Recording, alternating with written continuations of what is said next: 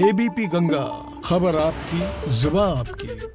बड़ी खबर मुरादाबाद से है, जहां पर एक बड़ा सड़क हादसा हुआ है। कोहरे के चलते बस और ट्रक की भीषण टक्कर हो गई और हादसे में 10 यात्रियों की मौत हो गई है। 25 से ज्यादा लोग घायल हैं और कुंदरकी में मुरादाबाद आगरा हाईवे पर यह हादसा हुआ है। तो तस्वीरें भी आपको दिखा रहे हैं, दिल दहला देने वाली तस्वीरें हैं। भयानक हादसा हुआ है, 20 से ज्यादा लोग घायल हैं, जबकि अभी तक 10 लोगों के मौत की खबर आ रही है। तो भीषण हादसा हुआ है, कोहरे के चलते बस की टक्कर हुई और हादसे में 25 से ज्यादा लोग घायल हुए हैं। कोहरे के बस और ट्रक की भीषण भिड़ंत हो गई। हादसे में 10 यात्रियों की मौत की खबर है और 25 से ज्यादा लोग घायल हुए हैं। कुंदरकी में मुरादाबाद आगरा हाईवे पर यह हादसा हुआ है। तो देखिए किस तरीके से बस और ट्रक के यहां पर खच्चे उड़ गए हैं। मौके पर चीख पुकार मच गई, अफरा तफरी मच गई और बताया जा रहा है कि कोहरे के चलते विजिबिलिटी कम थी और उसी में ये टक्कर हो गई। मुरादाबाद में भयंकर सड़क हादसा हुआ है। कई घायलों की हालत गंभीर बताई जा रही है। मतलब आशंका ये है कि मृतकों का आंकड़ा बढ़ भी सकता है। और एबीपी गंगा संवाददाता उबैदुर रहमान हमारे साथ जुड़ गए हैं। उबैदुर रहमान, क्या मौके की स्थिति है? जो लोग घायल हैं उनकी क्या हालत है? देखिए, मैं मौके पर मौजूद हैं। एक नज़र में मैं आपको दिखाना चाहूँगा कि क्या स्थिति है। जो मुरादाबाद के डीएम और किए जाने का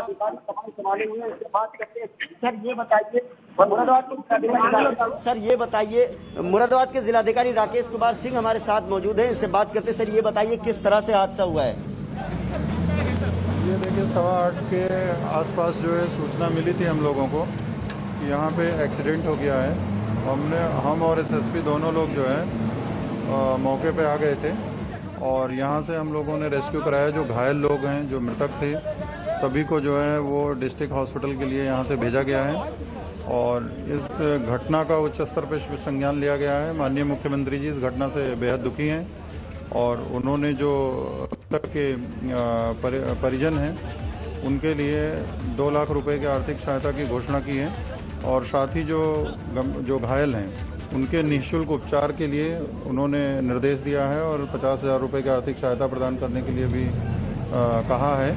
साथ ही उन्होंने कहा है, डीएम घटना की सूचना मिलते ही उन्होंने मुझे और एसएसपी साहब को जो है मौके पर खुद भेज करके और जो भी राहत कार्य है उसको शीघ्रता से संपादित किए जाने के निर्देश दिए हैं। देखिए, जिलाधिकारी मुरादाबाद ने बताया कि खुद मुख्यमंत्री ने घटना का संज्ञान ले लिया है और अब हम बिल्कुल उबैदुर रहमान ने बताया कितने लोगों की मौत इस हादसे में हुई है। ऑपरेशन चल रहा है। फिलहाल 10 लोगों की मौत हो चुकी है और कई लोग गंभीर रूप से घायल हैं, जिनको मुरादाबाद के जिला अस्पताल में भेजा गया है इलाज के लिए। और खुद मौके पर मुरादाबाद के एसएसपी प्रभाकर चौधरी और मुरादाबाद के डीएम राकेश कुमार सिंह मौके पर हमारे साथ मौजूद हैं। अभी आपने जिलाधिकारी महोदय से सुना कि किस तरह से यहाँ पर कार्रवाई हो रही है और आईजी चक्रेश मिश्रा जी भी यहाँ पर आ चुके हैं। अभी हम एसएसपी मुरादाबाद प्रभाकर चौधरी जो है उनसे बात करने की कोशिश करते हैं कि आखिर किस तरह से ये पूरा ऑपरेशन। सर ये बताइए कि जो घटना हुई है उसके पीछे आपको क्या लगता है कि क्या वजह रही होगी? देखिए, आज कोहरा भी नहीं पड़ रहा था और जो घटना स्थल देख के अभी लग रहा है, फॉरेंसिक टीम भी हमारी है, एग्जामिनेशन चल रहा है, वो प्रथम दृष्टया लग रहा है कि ओवरटेकिंग की वजह से हुआ है।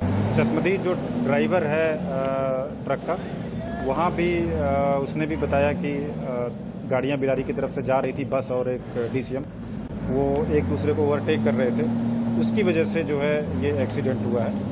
क्राइम सीन देख के भी इसी तरह के संकेत मिल रहे हैं। देखिए, जैसे कि एसएसपी मुरादाबाद बता रहे हैं प्रभाकर,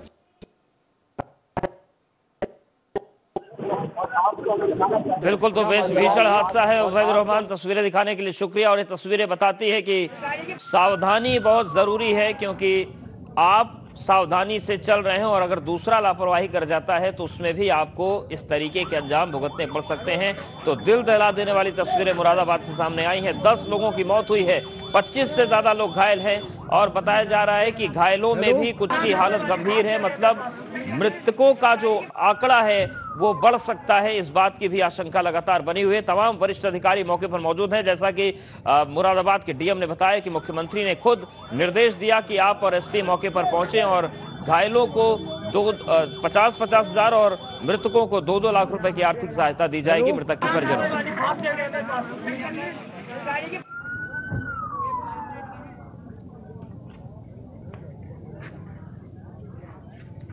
तो कोहरे के चलते बस और ट्रक की भिड़ंत हुई। ये प्रथम दृष्टा मामला था, लेकिन अब जैसा कि मुरादाबाद एसपी ने बताया कि ये मामला कोहरे का नहीं है, क्योंकि जिस वक्त हादसा हुआ उस वक्त कोहरा नहीं था। यह हादसा ओवरटेकिंग का है। ओवरटेकिंग के दौरान जो स्थितियां बनी उसमें यह हादसा हुआ है और 10 यात्रियों की मौत हो गई, 25 से ज्यादा लोग घायल हैं, जिनमें से अभी भी कई की हालत गंभीर बनी हुई है। और दिल्ली ब्लास्ट पर सूत्रों के हवाले से बहुत बड़ी खबर आ रही है। पुलिस को सीसीटीवी में 2 संदिग्ध मिले हैं।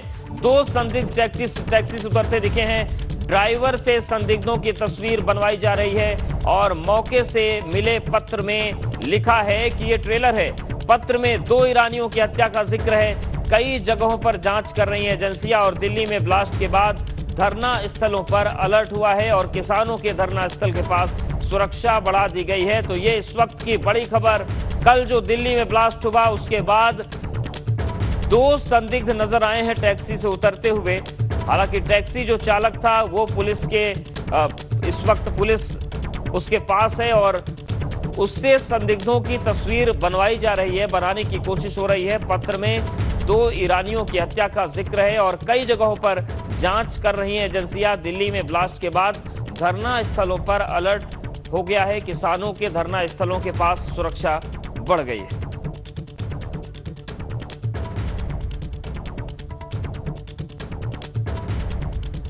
तो इस वक्त की बड़ी खबर आपको बता दें कि कल लगभग शाम को 7 बजे के आसपास से खबर आई थी कि धमाका हुआ। हालांकि कम इंटेंसिटी का ब्लास्ट था, लेकिन दिल्ली पुलिस के सूत्रों के हवाले से बड़ी खबर यह भी है कि किसी बड़े हमले की साजिश का ट्रायल भी हो सकता है। और इजरायल दूतावास के सामने हुए ब्लास्ट के बाद दिल्ली सहित पूरे देश में अलर्ट जारी कर दिया गया है। दिल्ली के साथ साथ यूपी और उत्तराखंड में पुलिस अलर्ट पर है और खुफिया विभाग को भी अलर्ट कर दिया गया है। 5 तस्वीर आपके टीवी स्क्रीन पर है। पहली तस्वीर दिल्ली की, जहां पर इजरायल दूतावास के सामने ब्लास्ट के बाद पुलिस की चप्पे चप्पे पर नजर है। दूसरी तस्वीर नोएडा की है। नोएडा में एडिशनल डीसीपी विशाल पांडे सहित भारी पुलिस फोर्स सघन चेकिंग अभियान चला रही है। तीसरी तस्वीर हरिद्वार की है, जहां पर एसएसपी ने हाई अलर्ट जारी किया, जिसके बाद हर की Pauri railway station, bus stand और हरिद्वार के मुख्य जगहों पर चेकिंग अभियान चलाया जा रहा है। चौथी तस्वीर रायबरेली की है, जहां पर पूरी रात deputy SP doctor Anjani Chaturvedi के नेतृत्व में पुलिस बल चप्पे चप्पे पर चेकिंग करता रहा। साथ ही संवेदनशील इलाकों में पेट्रोलिंग की गई और स्टेशन जैसी जगहों पर पुलिस की खास निगरानी थी। 5वीं तस्वीर हापुड़ की है, जहां पर स्टेशन पर आरपीएफ और जीआरपी की टीम ने सघन चेकिंग अभियान चलाया। ट्रेन में रखे सामान की चेकिंग की और सामूहिक जगहों पर पुलिस की तैनाती बढ़ाई गई।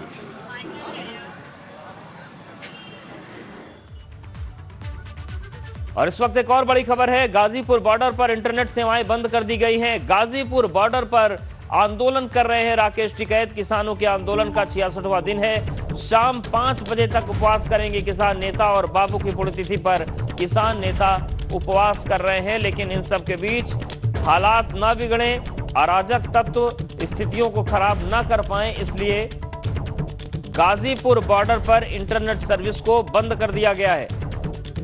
तो बापू की पुण्यतिथि पर किसान उपवास कर रहे हैं। शाम को 5 बजे तक उपवास चलेगा और इन सब के बीच सुरक्षा व्यवस्था जो है वो और कड़ी की गई है। दिल्ली ब्लास्ट के मद्देनजर दिल्ली में जिस तरीके से ब्लास्ट हुआ, धमाका हुआ, उसके बाद सुरक्षा व्यवस्था को बढ़ाया गया है और गाजीपुर बॉर्डर पर इंटरनेट सेवाओं को बंद कर दिया गया है।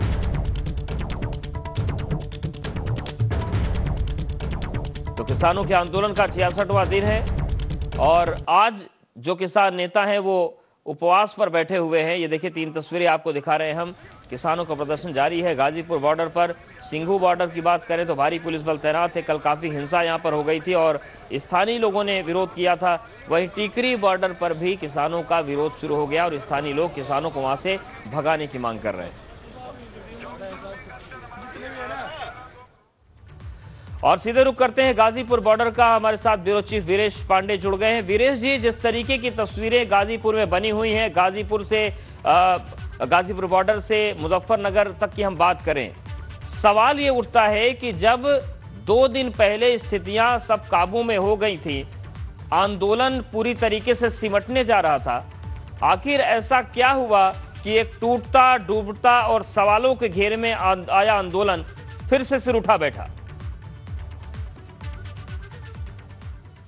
एक बहुत बड़ा सवाल आपने पूछा है कि जो आंदोलन मृतप्राय था, जो आंदोलन खत्म होने के कगार पर था, आखिर उसे पुनर्जीवित किसने किया? संजीवनी कहां से मिली? 26 जनवरी को दिल्ली में घटनाक्रम जो हुआ, उसके बाद से राकेश टिकैत, नरेश टिकैत और सभी किसान नेता या तो छोड़कर भाग गए थे या वो अवसाद में थे, डिप्रेशन में थे। लेकिन इस आंदोलन को संजीवनी किसने दी? कौन है गुनाहगार जो इस आंदोलन को एक बार फिर आगे बढ़ा रहा है? एक बड़ा सवाल है। एबीपी के दर्शकों को, एबीपी गंगा के दर्शकों को मैं ये बताना चाहता हूं कि जो आंदोलन खत्म हो गया था, यानी परसों आपको बताऊं कि 100 के लगभग किसान राकेश टिकैत के साथ खड़े थे। लेकिन जिस वक्त मैं आपसे बात कर रहा हूं, इस समय 10 बजे के वक्त 5 से 10 हजार किसान यहां खड़े हैं गाजीपुर बॉर्डर पर। तो कौन सी वजह है कि इस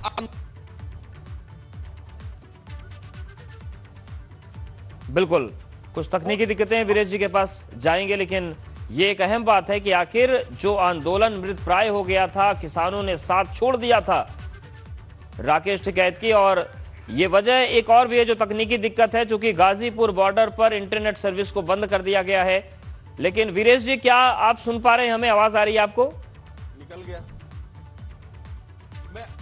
मुझे आपकी आवाज अवधेश आ रही है। अगर आपको मेरी आवाज जी अब आ रही है वीरेश जी, अपनी बात पूरी करिए। ये बताना चाहता हूं कि जो आंदोलन खत्म हो चुका था वो कैसे जीवित हुआ। किसान आंदोलन के जो कानून हैं, वो तीनों कानून अब पीछे जा चुके हैं, लेकिन अब जातीय अस्मिता का सवाल खड़ा हो गया है। एक बिरादरी के खिलाफ दूसरी बिरादरी खड़ी हो गई है। अब ये जो कानून है ना, जो ये किसान इकट्ठे हुए हैं यहां पर, अब वो कानून की बात नहीं कर रहे हैं, बल्कि राकेश टिकैत की आंसू की बात कर रहे हैं, उनकी भावना की बात कर रहे हैं, उनके इमोशन की बात कर रहे हैं। ये 10,000 के करीब जो किसान यहां खड़े हैं, जब 100 किसान राकेश टिकैत के साथ परसों रात में थी, तो किसने मिसहैंडलिंग की? किसने ऐसा काम किया कि ये किसानों की संख्या बढ़ती जा रही है? देखिए, मैं आपको बताऊं, बिल्कुल मिसहैंडलिंग का सवाल उठा, और ये बात आपने उस दिन भी सबसे पहले एबीपी गंगा ने ही बताई थी आपके जरिए कि कैसे एक बीजेपी के नेता पहुंचे और उनके बड़बोलेपन ने, उनकी श्रेय लेने की सियासत ने मामले को गड़बड़ कर दिया। और सवाल यही है कि आखिर एक टूटता बिखरता और सवालों के घेरे में जा चुका आंदोलन कैसे खड़ा हो गया। और जैसा कि वीरेश जी ने बताया कि अब ये मामला जातियों के संघर्ष का हो गया है और जाति के नाम पर बातें आगे बढ़ रही हैं, और सवाल कई हैं। सवाल यह भी है कि आखिर जिस राकेश टिकैत की भूमिका विलेन वाली बन रही थी, आखिर वो कैसे दोबारा हीरो बनने लगे, इस पर आएंगे। सिंचाई को लेकर योगी सरकार ने एक बड़ा प्लान बनाया है। 5 नदियों के संगम से भूमिगत नहरें निकालने की प्लानिंग शुरू हो गई है। 3,000 करोड़ रुपए की लागत से परियोजना का डीपीआर तैयार किया जा रहा है। कानपुर देहात, जालौन और औरैया को फायदा मिलेगा। 70,000 हेक्टेयर सिंचाई क्षमता में वृद्धि होगी और नदियों को जोड़कर नहरें निकालने पर सरकार काम कर रही है।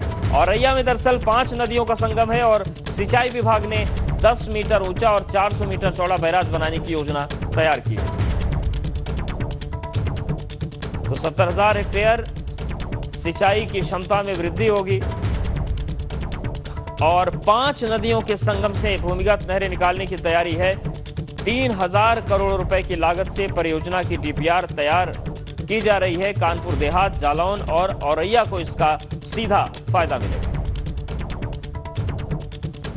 और शैलेश हमारे साथ जुड़ गए हैं। शैलेश, योजना बहुत बड़ी है और एक बार में अगर 70,000 वर्ग क्षेत्र में ये सिंचाई की क्षमता अगर बढ़ जाए तो ये बहुत बड़ी प्लानिंग है कि 70,000 हेक्टेयर सिंचाई की क्षमता एक बार में बढ़ जाए।